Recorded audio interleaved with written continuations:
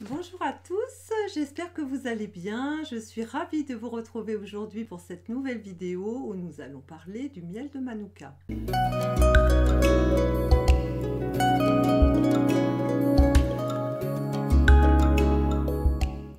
Oui, donc aujourd'hui nous allons parler du miel de Manuka. J'ai choisi ce sujet parce que j'ai fait un article sur le blog et je voulais l'illustrer avec une vidéo. Et pourquoi j'ai eu envie de parler de ce miel? Tout simplement parce que c'est un miel que j'avais l'intention de goûter il y a un petit moment.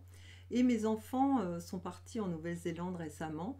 Et donc j'ai sauté sur l'occasion pour leur dire: ah, mais rapportez-moi ce fameux miel, voilà, directement de là-bas, je voudrais le tester, je voudrais savoir si c'est vrai, toutes ces choses qu'on dit sur ce miel extraordinaire, etc.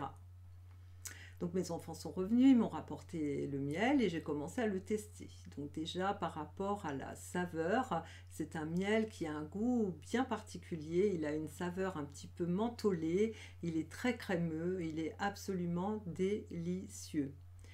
Mis à part le goût, c'est un miel qui a beaucoup de propriétés, enfin bénéfiques pour la santé.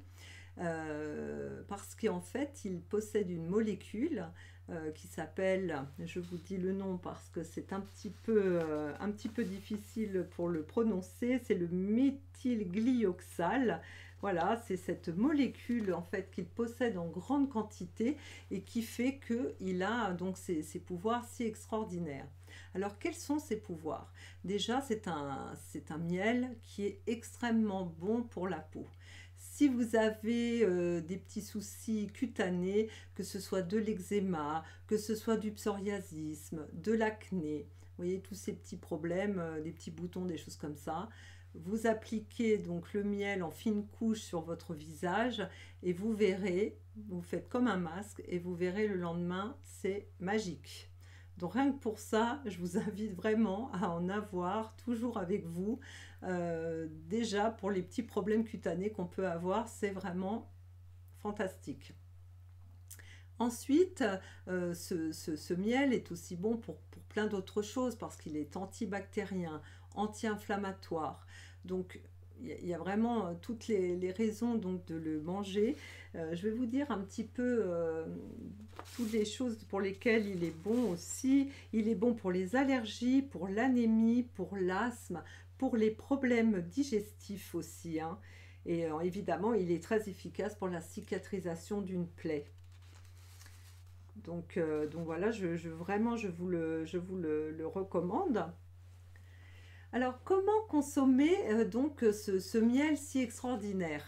Eh bien, écoutez, de toutes les façons possibles, hein. Quand on est gourmand, ne nous privons pas. Vous pouvez en mettre sur des crêpes, vous pouvez en mettre sur des yaourts, avec du yaourt, vous pouvez en mettre, je ne sais pas, dans une vinaigrette par exemple, ça peut être très sympa de donner un petit côté sucré à une vinaigrette. Vous pouvez par exemple en mettre dans votre thé pour le sucré, mais attention, il ne faut pas que le thé dépasse les 40 degrés parce que sinon le miel, voilà, la chaleur va lui enlever donc tous ces principes actifs et ça serait dommage de se priver de ça.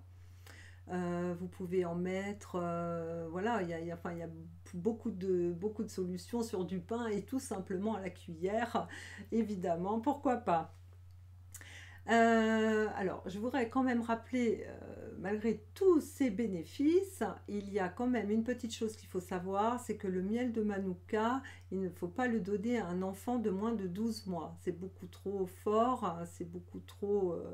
voilà, les actifs sont beaucoup trop puissants pour un enfant. Il faut faire attention, le miel c'est très sucré, donc il faut le manger avec gourmandise, c'est vrai, mais avec sagesse. D'autre part, si vous aimez donc le miel de Manuka, sachez qu'il y a des cosmétiques directement faits à base de miel de Manuka.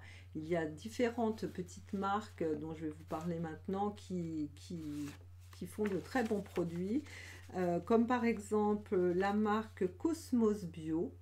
Hein, donc c'est une marque qui a une formulation très épurée au maximum, certifiée écossaire, 99% d'origine naturelle. Et évidemment, c'est une marque qui est... Donc les produits sont faits en France, hein, les produits sont faits en Ardèche, donc c'est quand même sympathique. Et pour la petite histoire, en fait, le créateur de cette marque, suite à un voyage en Nouvelle-Zélande et ayant passé du temps avec les Maoris, voilà, a décidé donc de créer cette marque. Donc c'est intéressant. Vous avez également la marque Antipode aussi qui fait des produits assez sympas.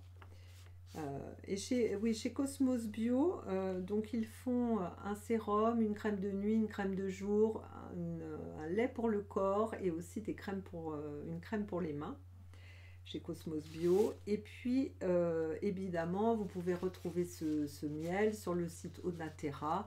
Hein, donc le miel, le pot, hein, le pot de miel, pas le cosmétique. Hein.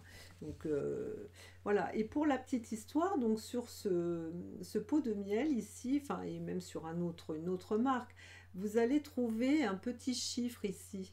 Et c'est ce qui indique en fait le degré en fait de puissance d'actif qu'il y a à l'intérieur. En fait, c'est le grammage en fait de cette molécule. Qui fait que, voilà, évidemment, plus le chiffre est élevé et plus le miel va être actif et puissant. Voilà. Bien écoutez, j'espère que vous en savez beaucoup plus maintenant sur le miel de Manuka. J'espère que vous aurez peut-être envie de le goûter, de le tester. En tout cas, moi je vous le recommande parce qu'il a vraiment une saveur unique. Hein. Il n'a absolument pas le même goût que les autres miels qu'on a l'habitude de goûter et de manger d'habitude. Et puis voilà, sur cette petite note un petit peu sucrée, je vais vous laisser... je vous retrouverai donc dimanche prochain dans une nouvelle vidéo. Mais je ne vais pas vous laisser sans rien, puisque je vous laisse avec quelques images que mes enfants m'ont rapportées de la Nouvelle-Zélande. Donc comme ça, vous allez en même temps voyager. J'espère que ça vous fera plaisir et que voilà. Allez, je vous dis à bientôt. Au revoir.